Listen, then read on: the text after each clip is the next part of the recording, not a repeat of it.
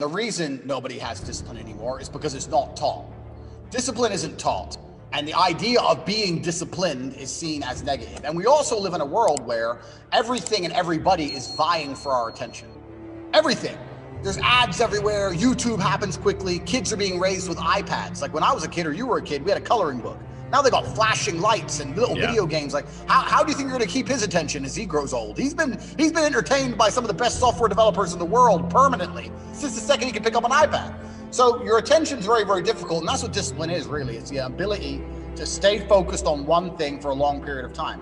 And I think most people don't realize how bad their attention span is or how much discipline they lack until they really start to suffer from it.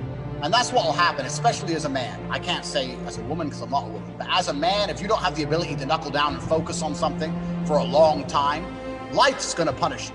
Sooner or later, life's gonna wake you up. And the reality of mastery and the reality of success is that it's not really a glamorous story. Like, how do you become the best boxer in the world? You do the same thing over and over for 15 years. Jab, cross, hook. Like, it's boring, you know? Yeah. But that's what discipline is. So the idea that a lot of people want to be constantly entertained, I want to be entertained, that's boring. Well, that's why you need discipline. People want to be constantly motivated.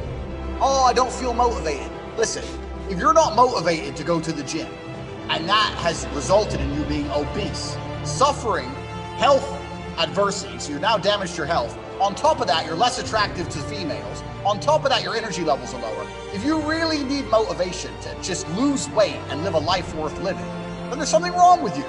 I train every single day and I'm never motivated, but I'm disciplined. I never wake up and think, yeah, I want to train. I've been training my whole life. I'm bored of it, but it's something that has to be done, right?